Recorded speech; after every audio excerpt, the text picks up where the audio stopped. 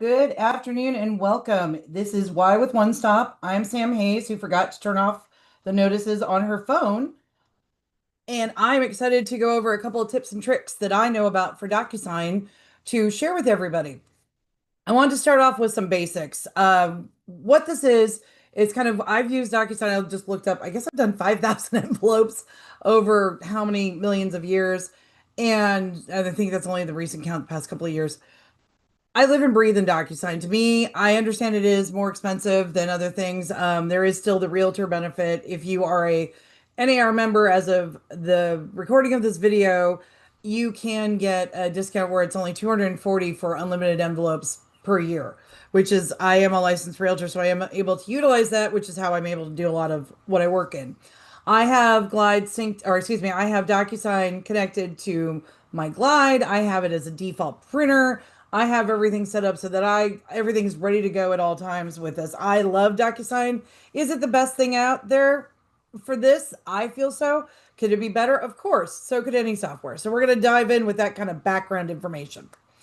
And I'm going to make sure that this list also will be available, and I'll drop this in the chat too real quick while we're talking. So, things to remember. These are some of the basics I see happen all the time for everything is the fact of, well, there's no attachment. You didn't send it to me. Can you download the PDF? Can you send me the PDF? You need to be able to get some basics understood. Any attachment that's over 5 MB, so that's 4.99999, you got to go in and log in and download. If you have an email that invites you to a DocuSign envelope to either download it, to sign, to review a copy, whatever, you have access to it. So even if you don't have the PDF attached, you need to log in, and then we'll go into the downloading. That's a big one that happens a lot. I have a lot of older agents or agents that don't live and breathe in DocuSign as much. That's always an issue. So something to remember, if it's over 5 MB, if you got the email, there's some document out there floating for you. Let's go and find it. We're going to work on that, how we go into home and assignments. The envelopes can only be accessed by the parties that are part of that envelope. So when you go, oh, here, I'm going to forward my TC when you receive the documents, or oh, I'll forward that over to the lender, but there's no attachments because it's over the 5 MB we just talked about. You're forwarding me an email that I have no access to. If I am not one of the named individuals, which is part of the security of DocuSign, it's part of the security of electronic signatures, only those with access to that envelope can get that envelope unless it's pulled out as a PDF and forwarded. And that's the signature boxes to lock everything in. So don't forward stuff that's not attached. You're going to have to go in and download it. A lot of this is just logging in. Well, Sam, I don't pay for a DocuSign account. If you were sent an invite to a DocuSign envelope, you now have what I call a signer only account. So you are named. I'm paying for it if I'm the originator of the envelope. I am paying for that envelope to exist, and I'm giving you access to that envelope. So even if, when you have your clients say, oh, well, I can't get back in, oh, I don't have an account, they do because you've invited them. They're kind of piggybacking on your account. They're sharing. It's your guest pass. Just think of it as you're giving them guest passes to your DocuSign. You're on the envelope. Here's a guest pass. Please come access. That's the mentality to have on that. And the other one I'll get a lot is you get the emails that pop up, and I think I scrolled down here. Oh no, there's no link. Oh my God, it's gone. You have to resend it to me. No, you don't. No, you don't. All you do, you either click send a new link, or you just log in and you go inside to the manager, and I'll show you where to do that. That's it. All of these are always accessible. So I think there's a lack of knowledge, and people get freaked out and they're like, well, I don't work it. I don't know how to use it. Just breathe on through. DocuSign's actually pretty user friendly, which I'm grateful for. But I know it's always got tips and tricks, so you can always refer back to this video or share it with anybody you need. The history of the envelope. Well, who signed? I don't know if anybody signed. I don't know what's going on. I'll show you where to see it, but you can go into any envelope that you have either received or you were signing, or maybe you just got a copy received, or you originated. We can go into the history. That's part of the other thing that's security, and why utilizing electronic signatures is such a big deal, because there is a step every time. It's a write once, read many. I can go back and look at it, but I can't change that log. So one of the benefits of using the electronic signatures, if we had to go to court, I can pull up when the exact moment somebody viewed it. They may not have signed it, but I can tell you when they opened it and they saw it. I can show when they received it. And as we know, with the RPA, with the updates of why it's so important, circling into a totally different thing, that's why your email addresses are so key. That's why making sure everybody knows who to talk to is so key. And that better be the right email. Because if it's delivered to either agent to that email, that's considered delivered if they open it or not. One of those things why it's such a big deal. We've got to have the right email address on your RPA. So then when we're needing this, if saints forbid we have to go to court, then we've got a paper trail. And we've got a write once, read many, nobody can change it, lockdown log. Now there's several options for sending the envelope. So I'm going to switch back into here. This is your main screen that at least my DocuSign goes to. You can go to your home, which is the home page here, get signatures, send an agreement, create template, all that fun stuff. This lets me know I have one that I'm required to do right now, and there are 3 waiting for others. So I'm going to go ahead and go into the one that I set up for us to test with to kind of walk through some of these things and show you some of the items that I've been talking about. So this is an in-process file that is getting ready. I have signature stuff, but I'm going to wait to do that so I can show you some of the tips and tricks first. These are always under your agreements. Your inbox would be what I was talking about here, which of course DocuSign's cranky. These are all the ones where I was CC'd. I've received copies. If I sent it, these are all the documents that I've sent out. I've been the processor. I have my completed copies. Then I also have drafts. Sometimes if you don't complete the signing and you go, oops, I thought I sent it, they could live here, like that one. I did send a copy of it, but it's one of those things, then you go double check. Also, you're deleted. Am I waiting for others? You can check and see who we're waiting for others on. So you set up all your recipients. Right now I should sign. I'm going to correct this one because I've already generated it to sign. There's also all sorts of things here. You can go into more. Do we need to make a copy of this? Maybe this is kind of one I've used before. Oh, we're swapping out a request for repair. Oh, we're swapping out another document. It's a template. Hey, this is a great format. It worked out well. I can save it. Void. This, we're done. We've canceled out the transaction.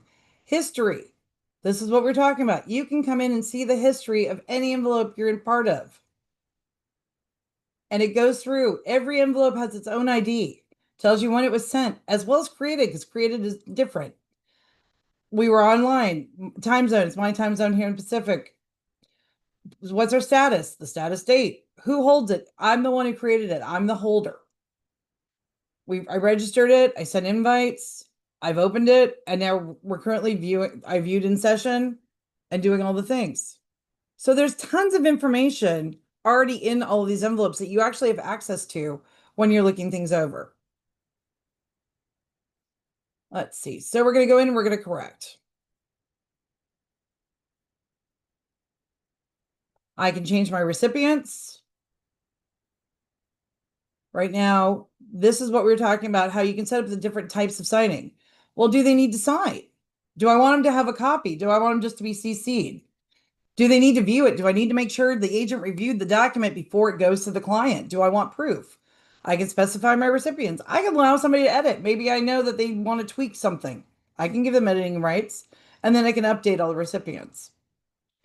You also can have it where you're the only signer, so it'll just default to your information if you have a DocuSign account. You can set the signing order. This is what I do every time. And what's great is it shows you in the diagram. Right now, my husband and myself can both sign whenever. It's not one where he needs to sign and then I need to sign. And then my backup account will get a copy of it. That's why it's number 2 when it's complete, and then it's all completed. Well, what's the benefit of that, Sam? Well, maybe I need something to go to escrow, but I don't want escrow to see that it's in process. Escrow doesn't need 25 different emails. So I'm going to set it up that once it's signed, then number 2, we're going to set it for copy. Well, what if it has to go to this person to sign first and then this person, then to escrow for copies? Easy. You just change your numbering order. And then if we go back and look at the view, that shows you it's going to go to Jed first, then it's going to go to me to sign. And then once we sign, it's going to go over to my backup email account, and then we're all done. And if you notice the colors, it shows everything's color coded. So my individual, Sam, I was the sender. The 2 blues are the signers. The copy and completed are the same color, meaning those people will be copied when the document's completed. So they will only get the executed copy, not one that says in process. or anything along those lines. I know you probably had that on transaction where you're like, can we use this document? I'm going to show you a little tip in here where I changed my verbiage so it says do not use, not executed, so that it won't be a problem moving forward. Well, I mean, it still might, but we'll try not to. So then we can always add a recipient and we just can change the numbering here if we need to. We can change their setup. We can customize if they need an access code. Do they need a private message? Hey, I've got some questions about this one before you read it. Give me a call. Hey, whatever you need for joining my webinars. And I can I'll send that to my sister.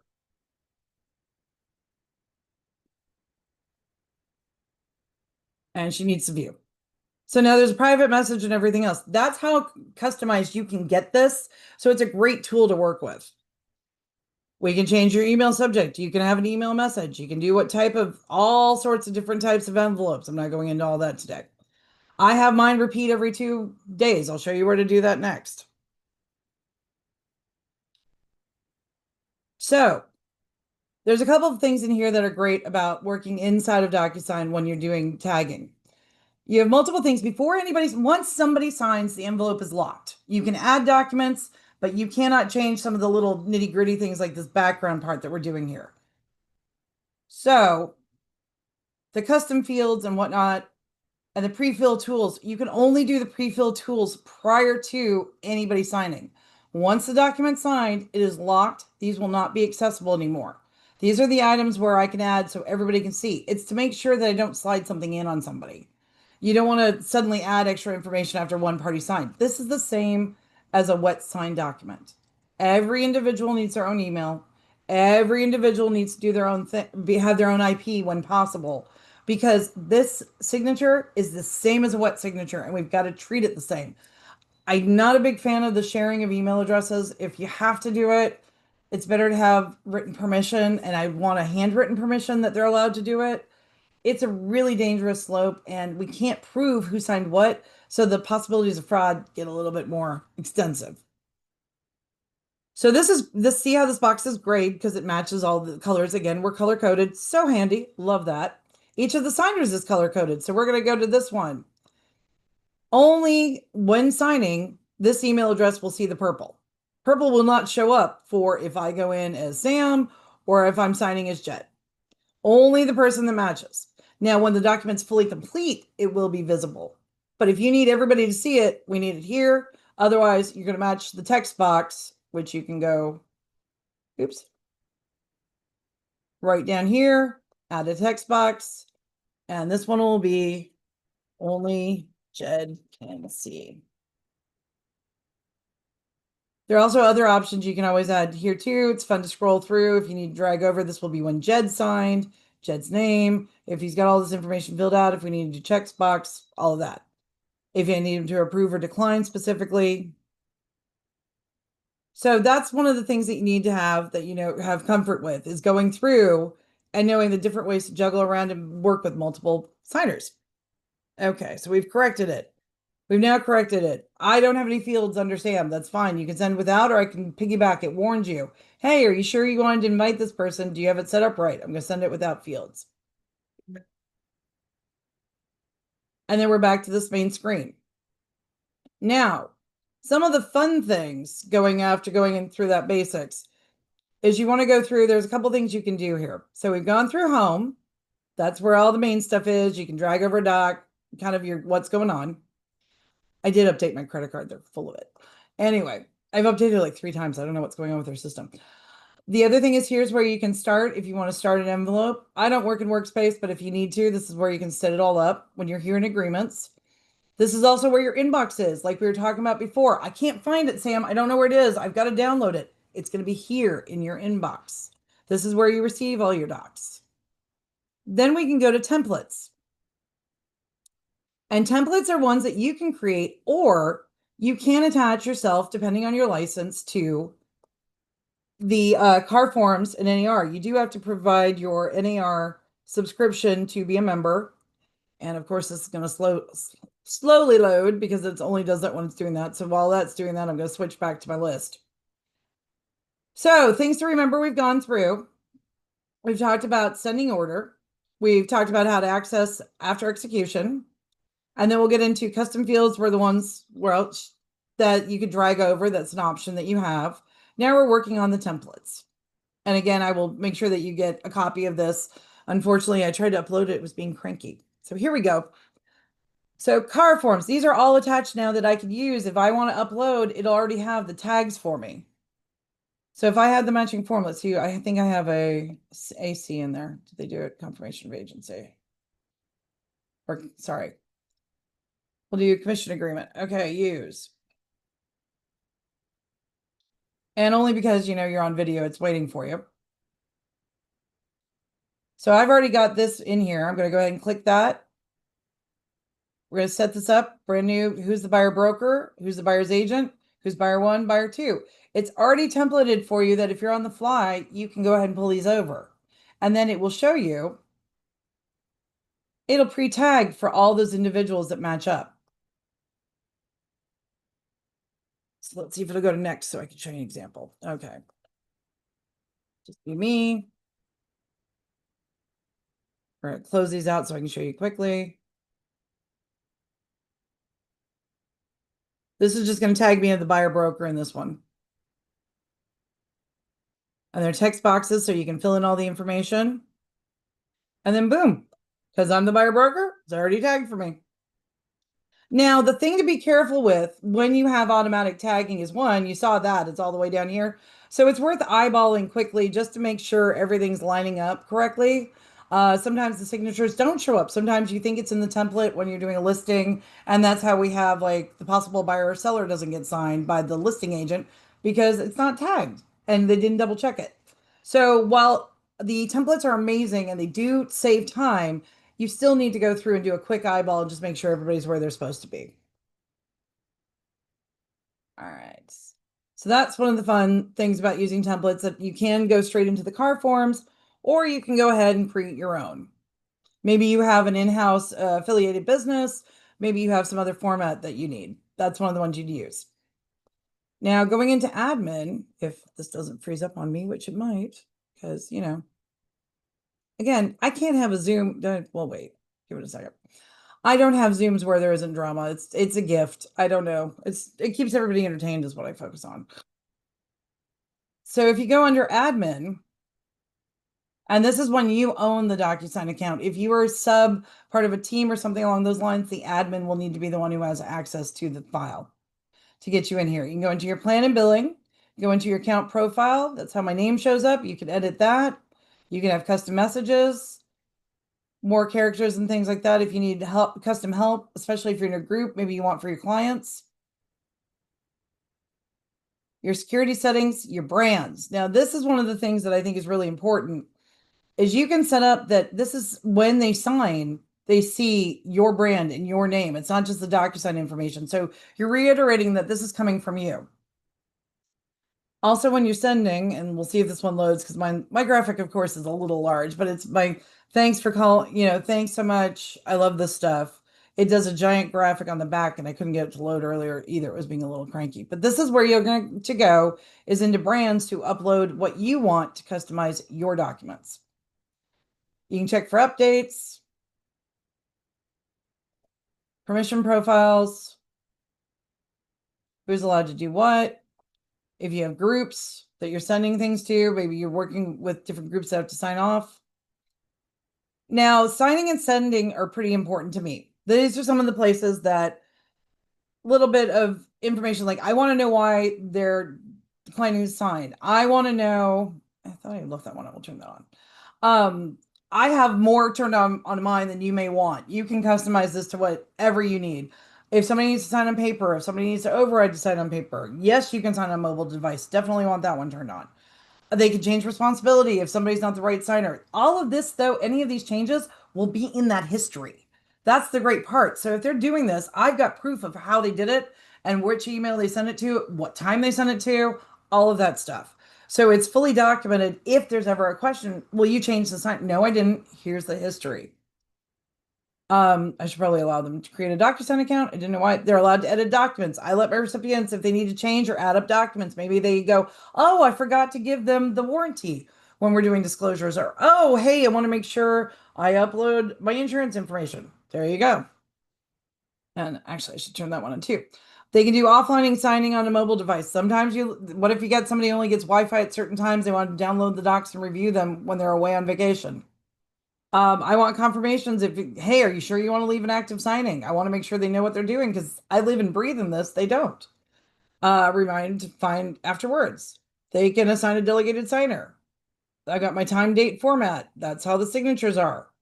I send them a completed email. I don't send the certificate. And here's why I don't send the certificate. They do have access if they need to go back in. If I'm working with the other side, unless you know where to search for it, there's been concern about sharing email addresses and everything else. However, I do announce on all of my envelopes saying this will go to these individuals once signed.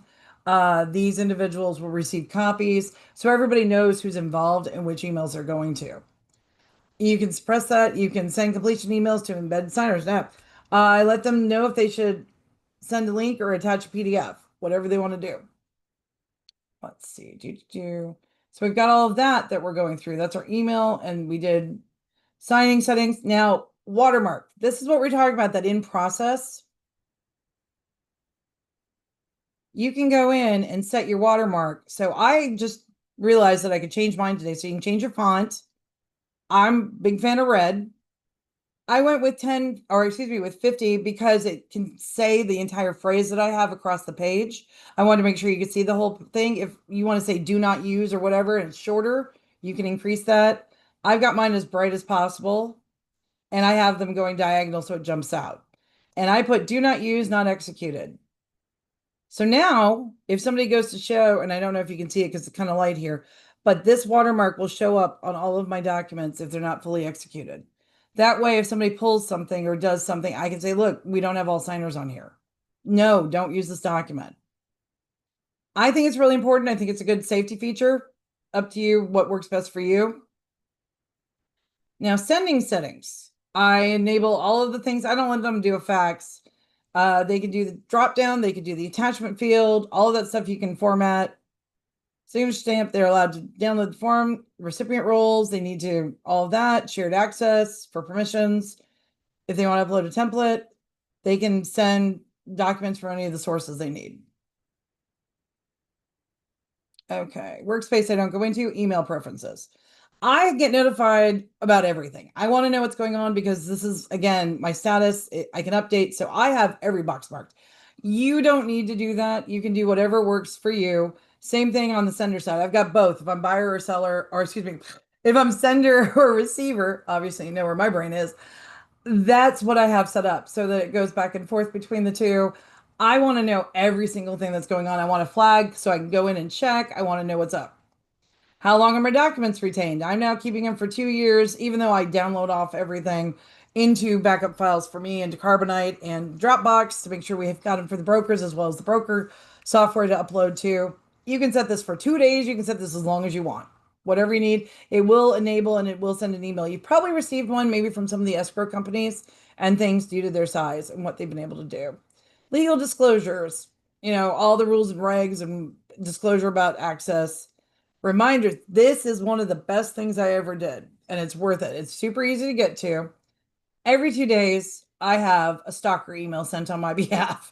I have them automatically go every 2 days to let the clients know till they are signed. And I go for 3 months, and I will even warn them before it expires. I think this is really important and a good reminder. We all have things happen and we get distracted, but it's a good way to keep following up besides the phone calls and everything else. Okay, and that's going into comments and all that fun stuff. That's basics. So let's see where else we've got on this list. Okay, so we've talked about how we can brand our envelope. We've talked about how to do automated reminders. We've talked about how to go back and get our expired links. Oh, copy and paste signature. We talked about that one. Contacts. We'll go into that and I'll show you contacts. I'll show you how to copy the other things. So when you're going in here to your envelope, when you're setting up to do a signing for an envelope, a lot of people forget that Windows-based operations work on all of the different types of software. So if I have multiple signatures, I just highlight everything, Control C, Control V, poof. So if I need to do that on every single page, I can set this up. So if I go to the next page, granted, it will stay in the same area. So it's a little bit easier when you've got the initials down here, but you can drag it around. I just hit Control V again. Poof, there's all my signatures. And I can do that on all the pages. I can just keep hitting Control C, Control V, and that will do the duplication, which will make things much easier. Also, if we needed to download, let me get out of this one. And let's see, sent. I had for landscape. No, of course not. Let's see, was it sign? I'll do one of those.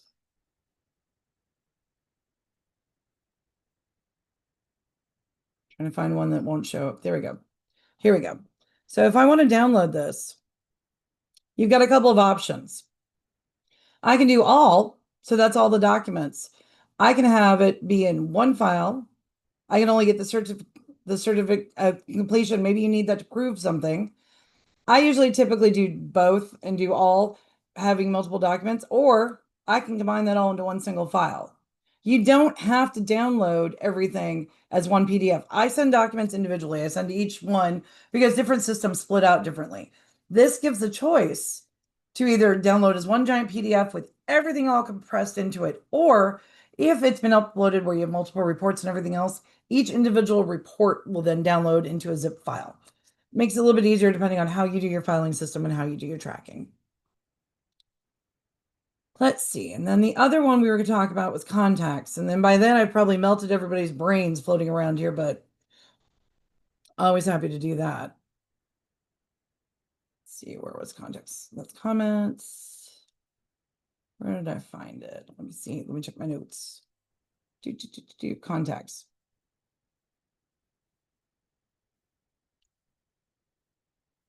So in your preferences,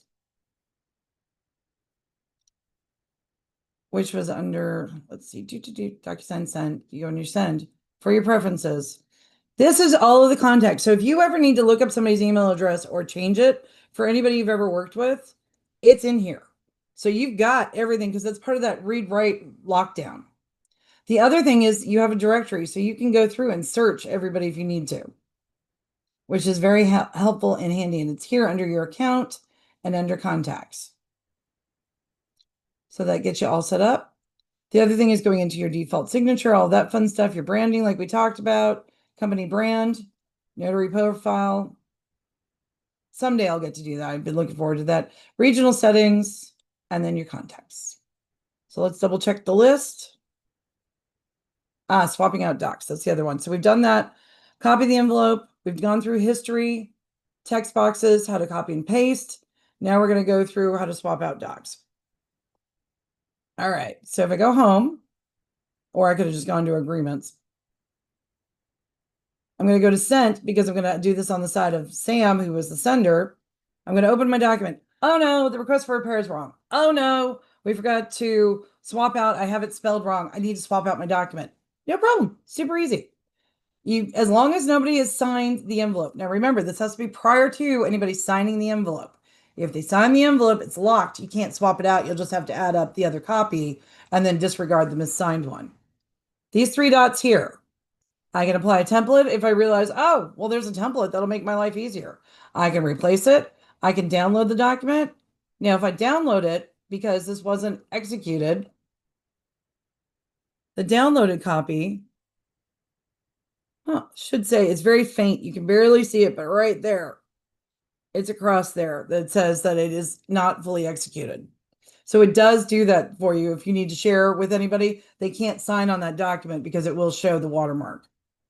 We can rename the document if I need to do some clarity for it. I can delete it, get it out of there. I can take a look at it. To replace, you just go into your system, and I'm just going to pick one of my graphics. There we go. Just for giggles. And be done with it. Now, the cool thing about replacing a document, any tags you already had on there, it will put in the exact same place that it was originally on the first document. So, like we had before, right here, all of my tags are still there. That's one of the great things about being able to replace. It saves you time, really efficient, cleans everything up. So we'll go ahead and do that. We're going to get out of here. We're going to discard our changes.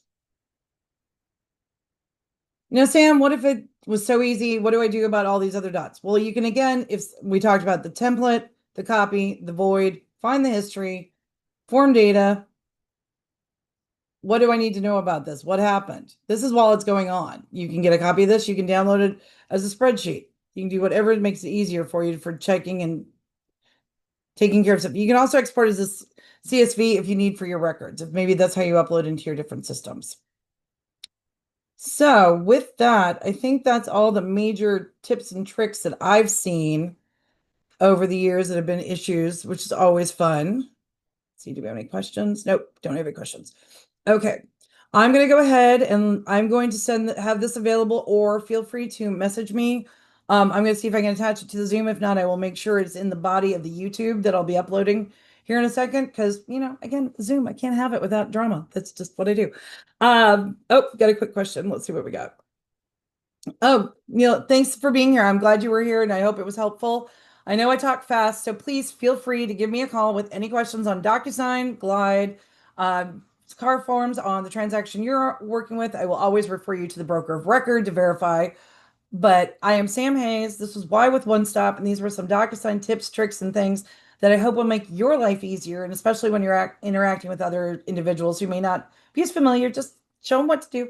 It's really easy. It's a great tool. I'm a big fan.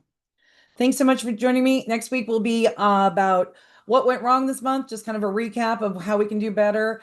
And then June is going to be a double hitter. So I have two trainings back to back, June 10th and June 11th. Right before we'll have the Wednesday webinar all about the new forms. So I'm doing both the legal live and the car forms trainer. And then I'm going to come hot off the presses, give you a quick overview, and then I'll do a much more detailed one the following week so we can go line by line because I know everybody loves that part. Thanks again for joining me. I hope you have a wonderful Wednesday, and I will see you next week. Make sure you like, follow, subscribe. Please feel free to share the videos and let me know if there's a topic you want to hear about. Have a great day.